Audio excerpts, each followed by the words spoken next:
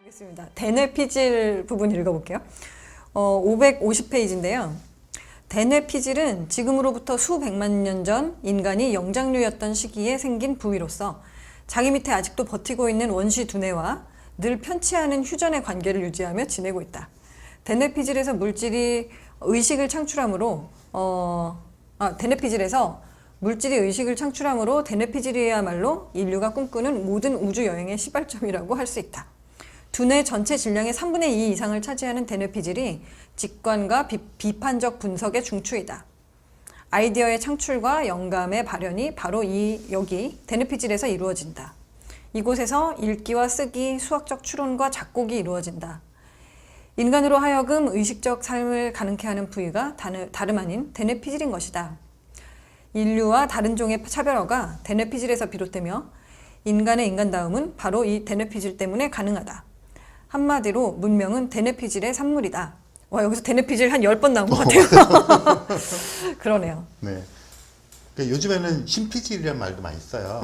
그래서 이게 이제 우리는 어쨌든 진화의 산물이잖아요. 네. 그러면 이제 진화를 쭉 해오는데 뭐 100만 년 전, 뭐 또 뭐 1000만 년 전 이럴 때 계속 진화를 해오면서 최근에까지 이렇게 오는데 그렇다면 적응을 해서 이제 살아남은 거잖아요. 네. 그럼 그 적응에 살아남기 위해서 유리했던 그런 형질들이 남아있을 텐데 그런 게 이제 우리의 본성인 거죠. 네. 그런데 뇌도 이제 계속 발달을 해오는데 그렇게 이제 발달을 해오고 하다 보니까 가장 이제 최근에 뇌가 있지만 네. 그 전에 진화해서 그냥 거기에 머물러 있는 뇌 부분들도 있는 거죠. 네. 본성들이. 근데 그런 것들은 다른 이제 동물들과 공유하는 건데 특히 이제 우리를 비롯한 영장류들이 이 신피질, 대뇌피질을 발달시켜서 그 이야기는 이제 어떤 체계적인 사고를 한다는 것이고 그렇게 됨으로써 인간이 이제 어떤 문명을 건설할 수 있는 토대가 되었고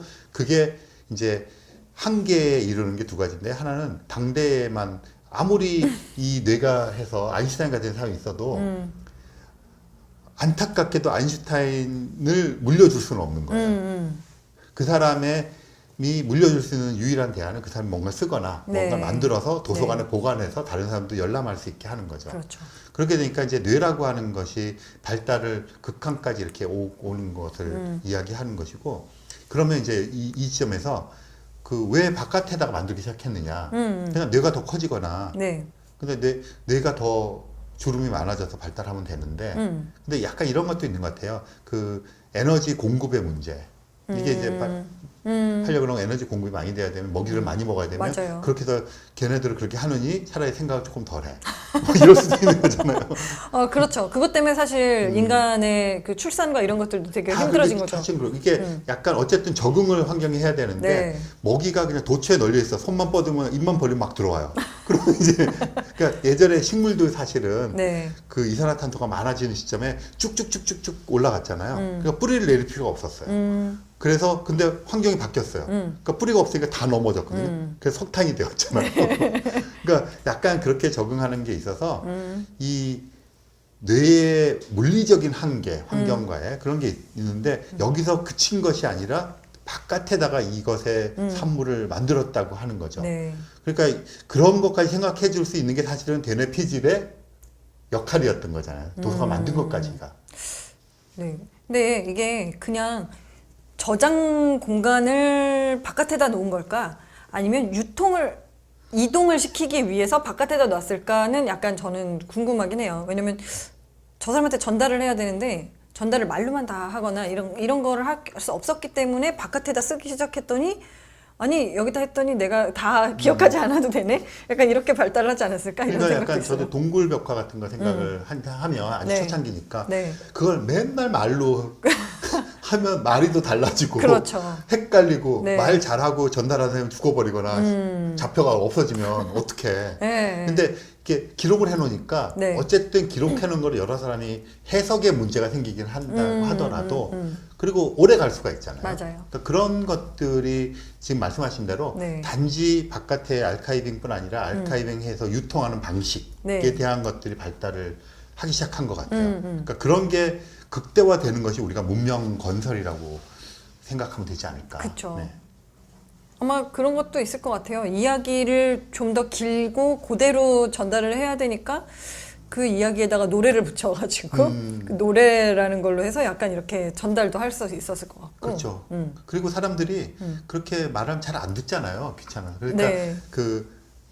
이 스토리텔링이라는 게 생겨서 맞아요. 그러면 이제 뭐 문학이 되고 뭐 그다음에 신화가 되고 말씀하신 대로 음악이 되고 네. 뭐 그렇게 되면서 되었죠. 그렇다 네. 보니까 조금 더 적극적으로 정확히 기술할 수가 있어서 그럼 테크니컬한 리포트가 되는 거고 뭐 이런 거잖아요. 그래서 그런 것들이 막 공존하게 되는 거를 네. 집대성한 것이 도서관이고 네. 그 도서관을 통해서 이제 지식이 전파되고 그쵸. 뭐 심화되고 그게 문명 건설의 이제 기초가 된 거죠. 그러니까 그런 생각까지 다 하게 된 게 이제 뇌니까 네. 그렇게 표현하신 것 같아요. 그러게요. 그래서 전달하려다 보니까 뭔가 읽기, 쓰기 이런 것들이 발달을 하니까 대뇌피질이 더 커지고 더 커지고 그렇죠. 예. 뭔가 더 많아야 되니까 막 주름 막 생기고 이랬을 것 같네요. 그래서 여기 이제 나왔잖아요. 읽기와 쓰기, 수학적인 추론, 네네. 뭐 작곡까지 넣어줬지만, 그러니까 이게 결국 과학자본 갈대에서 하는 책 읽기 방식이에요. 아, 네네. 읽고, 맞죠? 근데 사실 쓰고 표현하고. 네. 근데 이제 사실은 모든 것의 기초가 그거잖아요. 인풋. 네. 그다음에 여기서 사고, 아웃풋. 그러니까 사실은 이렇게 책을 읽는다는 행위, 도서관을 이용한다는 행위는 그 어떤 정서적인 함량 이런 걸 떠나서 학습력을 높이는 아주 원시적이면서 최첨단의 작업인 것 같아요.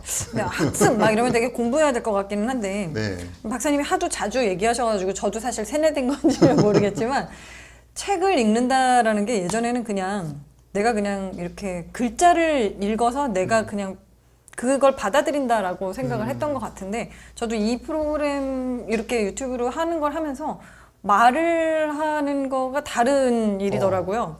내가 텍스트로 그냥 이렇게 읽은 거랑 그걸 혼자 생각했을 때랑 박사님이랑 이렇게 얘기했는데 갑자기 그거에 대해서 뭐 이렇게 물어보시거나 아니면 저도 설명하려고 물어보려고 얘기를 하다 보면 내가 읽은 게 그 얘기였어? 약간 이렇게 깨닫는 게 되게 많은 거예요.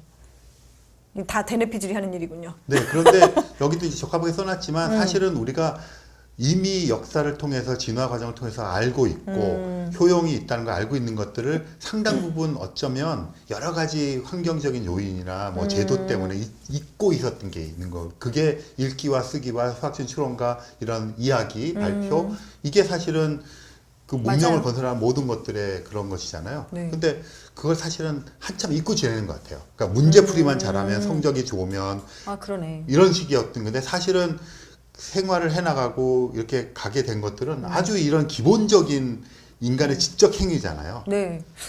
그 중에 왜 그렇게 근데 읽기라던가 이렇게 텍스트로 계속 시험 보기만 더 강조가 됐었을까요? 그러니까 다른 대안이 없었을 수도 있잖아요. 그러니까 항상 이게 이제 어떤 시점이면 우리가 지금 멀티미디어 얘기를 하지만 네. 지금처럼 이런 식으로 유튜브를 통해서 책 읽기를 도와주는 것들을 상상이나 했겠어요. 그러니까 그런 것들이 그 어떻게 작용할지도 몰랐고 그러다 보니까 이제 모르는 것에 대해서는 거부하고 그쵸. 그리고 또 그런 거 조금 알아서 뭘 하려는 사람한테 시기하고 이런 것도 있을 거 아니에요? 네. 근데 이제 많은 사람들이 이제 이런 유튜브를 통해서 이런 설명을 하고 얘기를 해보고 같이 토론하고 댓글 달아보고 이렇게 하는 것이 사실은 독서에도 도움이 된다는 것을 알아차려버렸어요. 막을 수 없다고 봐요. 그렇다면 이제 이런 걸 다 활용할 수 있는 그 기회가 지금이야말로 정말 왔다. 이렇게 말할 수 있겠어요.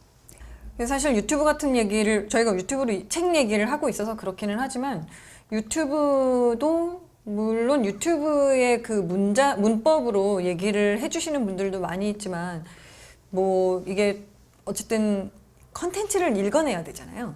그냥 하는 이야기와 이런 거 안에서 그게 꼭 이렇게 글씨를 읽는 것뿐만이 아니라 어떤 정보를 받아들이고 자기가 그거를 소화하고 뭐 나름대로 자기의 주장처럼 아니면 남들에게 전달을 할 수 있게 하는 그 전체가 되게 중요한 것 같아요. 네, 지식은 그래서, 너무 여러 군데 있어서. 지식은 여러 군데 있고 이런 매체가 많이 생기다 보니까 그 매체마다 특성이 있잖아요. 네. 뭐 140자에 써야 되는 것도 있고 네. 뭐 이렇게 말로 전달해야 하는 게 여러 가지 있다 보니까 거기에 적합하게 그런 표현 방식들이 되게 다양하게 나타나요. 네. 그러다 보니까 그걸 되게 적합하게 잘하는 사람들이 각광을 받고 네. 이렇게 되는데 네. 그런 것들이 이제 한창 이렇게 퍼지다 보니까 그런 사람들이 마냥 쏟아내는 것만 할 수는 없잖아요. 뭐가 들어와야 되잖아요. 네. 그런데 이제 어떤 매체를 통한 표현 방식들이 약간 이렇게 한번 점프를 하기 위한 한계에 도달할 때가 있는 것 같아요. 네. 그럴 때 이거를 도약하는 사람들을 보면 네. 결국은 기본에 충실해서 읽기와 쓰기와 이런 그렇죠. 훈련을 하게 되는 것 맞아요. 같아요. 그러니까 사실 유튜브 하시는 크리에이터 분 같은 경우도 나는 유튜브 크리에이터니까 막 진짜 이거에만 해서 이런 스킬과 말하는 법 이렇게 하는 건데 사실은 그런 분들이 책 읽기와 글쓰기와 이렇게 해서 무장을 하면 그렇죠.